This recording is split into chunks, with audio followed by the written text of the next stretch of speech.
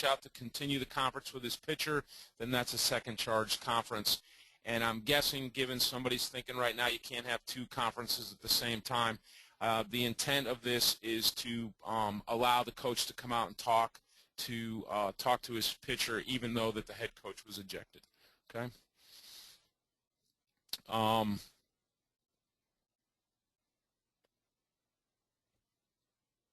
I'm looking at my chat things right here, trying to catch up, make sure I haven't missed anything.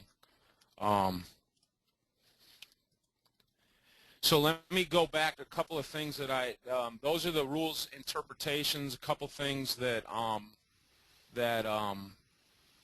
want to talk about briefly, and some of the things coming from the audience is the batter's box rule has to be enforced. There's no reason for us not to enforce it.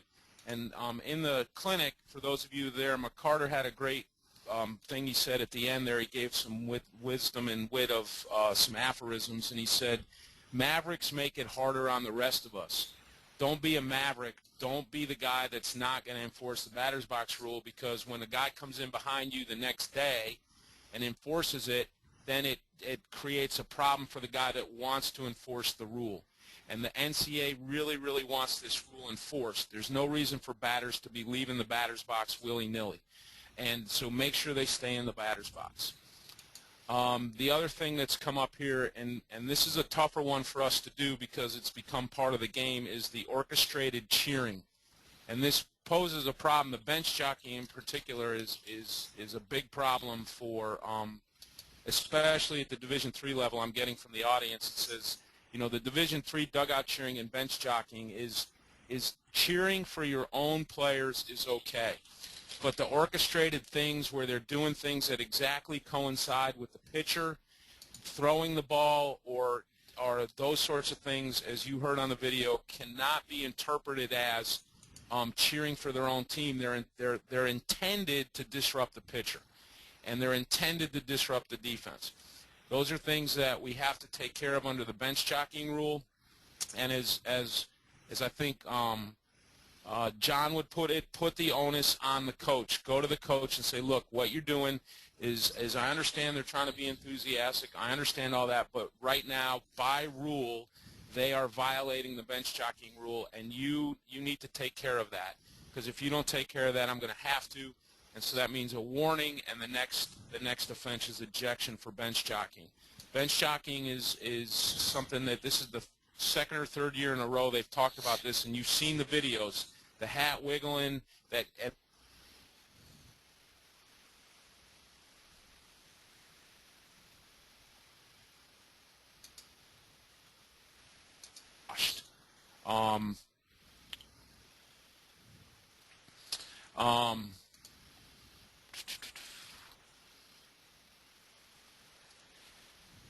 I think those are the important clarifications. Greg, are there any questions or anything like that? Or Darren, you sent me something. I'm not following what you're trying to get at there.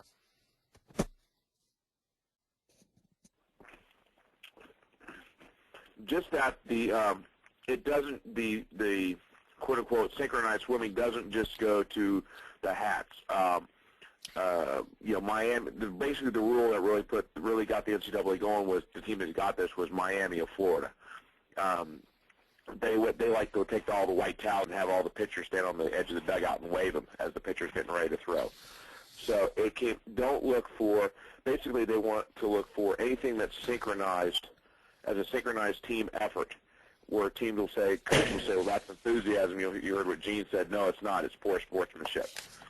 So just, you know, you're looking for anything that is, you know, as I think some of the umpires refer to as synchronized swimming, anything that's that is an orchestrated act that it's been looked upon. That's what you're looking for, and don't be afraid to go over there and shut it down. All right, a couple other things. Yeah, make sure you shut that down. But a couple other things, really quick. In terms of the uniform clarification, pitchers can wear neoprene sleeves. You understand that, but they got to have, they got to be the same on both sides, and they can't be ragged. There's something else I wanted to point out really quick that came up, and it wasn't there. Tony, while you're looking, we've got a couple of questions that I'll throw to you that you may not be able to see. How is the batter's interference with multiple runners different this year than in the past? That's a good question. It's really not different. It's a clarification to make sure we're all doing it the same way. If a catcher comes up to throw and his initial throw can't be made because of the hitter interfering with him, so he doesn't throw, so he comes up and he clutches and he doesn't throw to third base, and then he turns and throws to second, that appears as if the first throw retired the runner, which is the way the rule reads, the first throw. Well, he attempted to throw to third base and couldn't because the batter did something, so he double clutched and threw behind the runner. So they just want to clarify that from last year. I hope that answers it. All right, I had one more, Tony. Does the catcher have to make an attempt to throw the ball, or does he have to clutch it? Like when the catcher starts to throw to third, batter interference, catcher clutches and then throws to second. Does he have to make an attempt to throw to third, or just clutch it and throw to second? It's an interpretation. What you're trying to do is see whether the catcher has actually interfered with the hitter has interfered with the catcher's attempt to make that play. So if just looking at third and knowing you can't get him is very different than in the course of play. You can behind there, when the catcher. This is a very difficult thing because it's not black and white. This is one of those things where sometimes you just got to umpire. That you see the guy come up and he's trying to throw to third, but what the hitter's done is prevented that, and then he throws. So it's not just like take a quick look at third, go, I can't get that guy, and throw to second. There has to be something done by the hitter that you judge prevented that guy from completing his play to third base. And that's all the questions I have on my end at this point. There's something, I'm trying to remember, there was something else I wanted to clarify really quick. It wasn't radar guns. It wasn't sleeves. It wasn't dugout.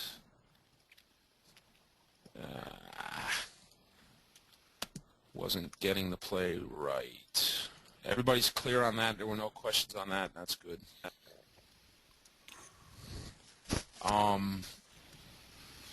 I don't remember what it was. If I remember, I'll jump in randomly later and tell you what it was. Okay. Yeah, I can't. There was something I wanted to, a minor thing that I wanted to mention in terms of interpretation. But the key is, guys, they want us, these are the rules that they want us to enforce. And in particular, please, when we think about that, is think about this. You guys can see, I got my screen's the visible one, right, Greg? Correct. If you think about, you guys can see now this slide that I have up here. That's what the coaches' boxes look like, essentially. Those big gray ones, right? The little orange ones are the ones that are on the field. The big gray ones are where they can stand. If they're standing outside those big gray ones, you got to put them back in the coaches' boxes. It's a safety issue. Also remember that they're supposed to be wearing helmets as well, but it is a safety issue. And the NCAA, again, they didn't bring it up as a clarification because we're doing a really good job at it. They want us to do a better job of making sure that both feet are somewhere in that gray area. So if you want to think about the boxes like that, that's what the boxes look like. They can't be any closer to the base, the plate, or any closer to the foul line than the inside lines of the coach's box. So that might help you get an idea about what the coach's box really look like. And further, somebody can't go in and tell the coach later that, or ask the coach, like in the old interpretation, hey, make them get in the box, and then everybody else will get in the box. They can stand anywhere they want in the gray area, so just consider the gray area of the box.